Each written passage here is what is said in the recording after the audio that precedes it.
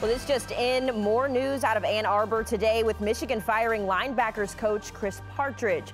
The move comes just a day after head coach Jim Harbaugh accepted a 3-game suspension from the Big Ten as discipline stemming from the sign-stealing investigation.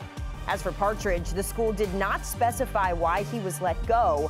However, our partners at 24/7 Sports report that Partridge allegedly attempted to hinder the ongoing investigation. Now, the school put out this statement today saying in part, quote, although the Big Ten has closed its investigation, we are continuing to cooperate with the NCAA as it moves forward with its ongoing investigation. Consistent with our commitment to integrity, we will continue to take the appropriate actions, including disciplinary measures based on information we obtain. Earlier today, Michigan Athletics relieved Chris Partridge of his duties as a member of the Michigan football staff. Quite the bizarre news day out in Ann Arbor. And for more on this, let's welcome in Sam Webb of the Michigan Insider. Sam, this has just been quite the saga from start to finish, but let's get to the latest here. What can you tell us about Chris Partridge's firing and his involvement with that sign-stealing investigation? Yeah, I can tell you that it's a tough day. This is Chris's second stint as a coach at Michigan. He cut his teeth in the coaching profession at the college level at Michigan, came in as a director of player personnel in 2015 and coached under Jim Harbaugh for a subsequent 4 seasons after that before going on to Ole Miss. And then he came back and Jim Harbaugh created a spot on the staff. There was no opening at the linebacker coach position, and he created an opening on his staff just to be able to get Chris Partridge back. So very, very tough day. But as I found during many calls, as you might imagine, on this, Haley, this boiled down to hindering, or at least attempting to hinder, an investigation. I know there's a lot of speculation about him being involved in whatever scheme Connor Stallions had going on, and I have not found that to be the case. This was an instance of, NCAA's in town interviewing players, and as coaches sometimes do on many things, advise their players what to do and that kind of thing. And when there's an ongoing investigation, you simply can't advise them what to say or not to say. And that's what happened here. And it was a mistake by a guy who I know, in full disclosure, I know very, very well. I covered his teams and his players when he was in high school. So I've known him for the better part of 10 years. I know him to be a really good guy who clearly made a mistake, and one that he's paying for, but not one of the variety that I've seen speculated about when it comes to being involved in the scheme. This was him advising his players to do something that he shouldn't have advised them to do. And that wound up being an attempt to hinder the investigation, which is what got him fired. Yeah, the biggest thing with situations like this is just continuing to gather the facts, and this one quite messy, as you've already alluded to. We know, though, with the Big Ten and Michigan, they came to that agreement on the suspension last night, but the NCAA is still looking into these sign-stealing allegations. So what are the next steps for the NCAA's investigation, and how do you think it could affect Michigan going forward? As NCAA investigations typically go, the timeline would call for its conclusion to be reached after the season. So as it stands, Michigan proceeds according to plan. Sharon Moore coaches the next couple of games.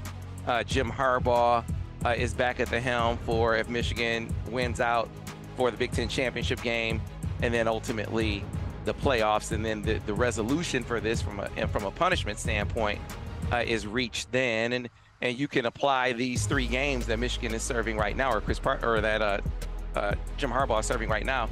You can apply this to that at that time. So it's not, even though these are separate investigations, the punishment that comes from this can be functional when it comes to the punishment. It's kind of like self-imposing, right?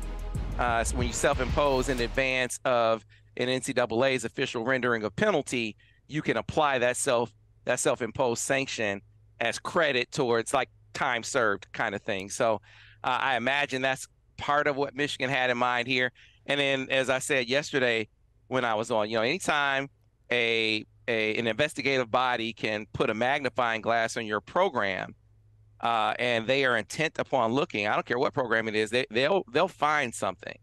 And so I think Michigan during the process of discovery here, realized they had more exposure than they initially thought and decided that it was better to just take the punishment right now, deal with any impact that has in the moment, and hopefully you can endure, and then you deal with the NCAA when that time comes, likely after the season, unless the NCAA decides to expedite things, and we haven't seen them do that hardly ever. So I don't expect that to happen here. They are going to take their time and certainly be thorough. Let's talk about Jim Harbaugh. There's been reports out that he was serving a 3-game suspension. Some are saying it's 2-game suspension.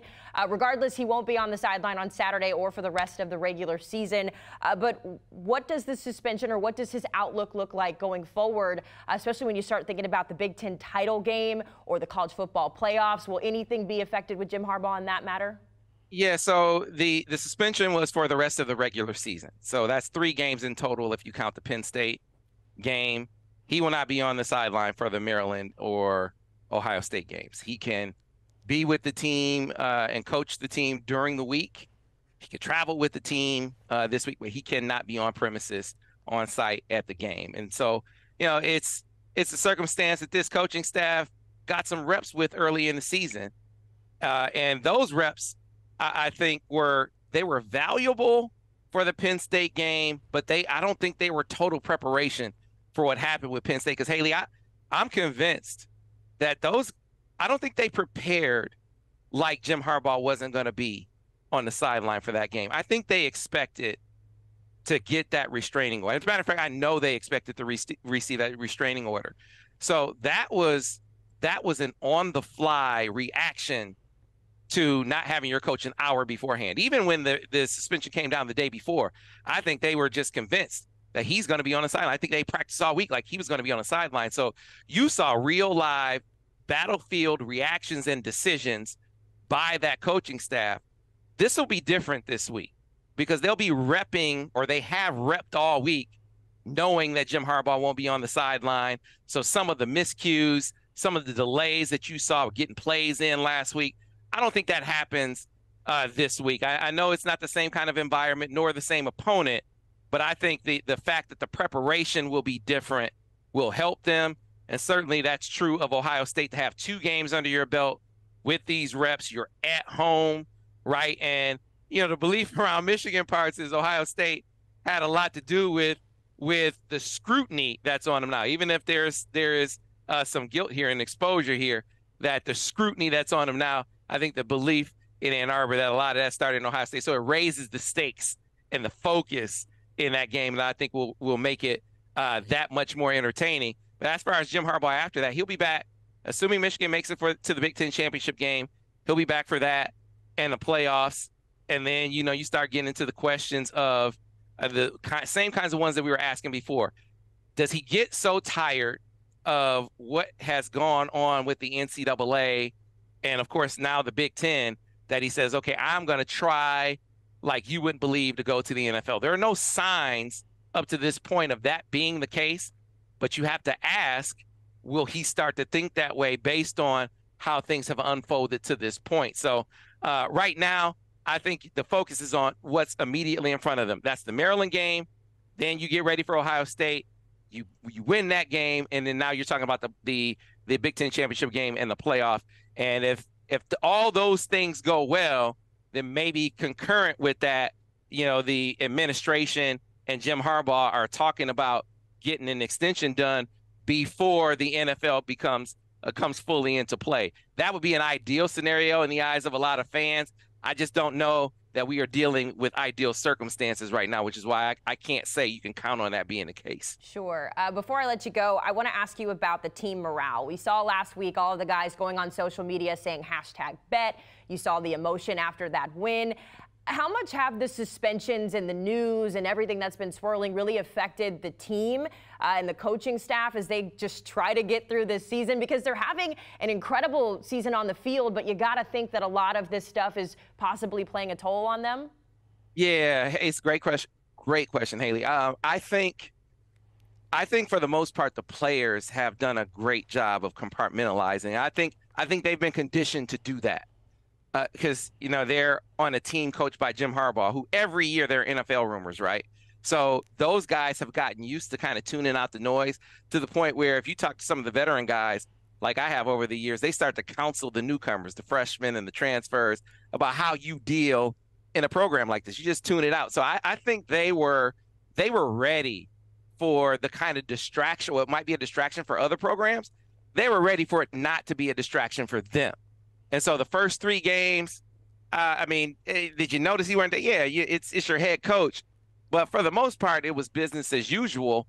And when you get in that game last Saturday against Penn State, I think the players, their experience with being in scenarios where there are all kinds of distractions and all kind of noise going on around you, I think it made them ready to really adjust on the fly with their coaches who, to your point, and I think this is why the question is so great, drawing a distinction between how the players are handling it and how the coaches are handling it. I think the coaches have really been feeling the pressure. I think that the coaches, they're tasked with keeping the players on track, but they're also tasked with thinking about, all right, what about my future? How is this going to turn out? You just saw a coach in Chris Partridge get let go.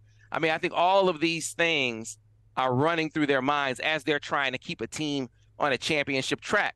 And obviously they've done a good job. They did a great job last week against a really good opponent. Sharon Moore out-coached James Franklin at home against a great defense, right? So they've shown the ability to handle it. This will be a different challenge, though, because you're going to have a position group who has a new position coach. Now, that changes the dynamic altogether, because now you're going to have to react to it. You don't know his coaching style. You don't know any of that. He just got fired today, right? So this is going to be another on-the-fly reaction, and with a coach that they haven't really had any reps with. So that's going to make this be more of a challenge than last week in terms of in-game adjustment to coaching. But the opponent isn't the same. The environment isn't the same. So I think the outcome isn't going to be affected by the differences that we just talked about. They have been resilient all season, and it has certainly been a season to remember out in Ann Arbor. Our thanks to Sam Webb for all of the info. He's going to be keeping us updated as we go along. You can keep up with that on the 24/7 Sports. We've got wall-to-wall team coverage. You can tap in and keep up with all the latest recruiting rankings, recruit profiles, and in this instance, up-to-the-minute coverage in the college football world. The name says it all, 24/7 Sports.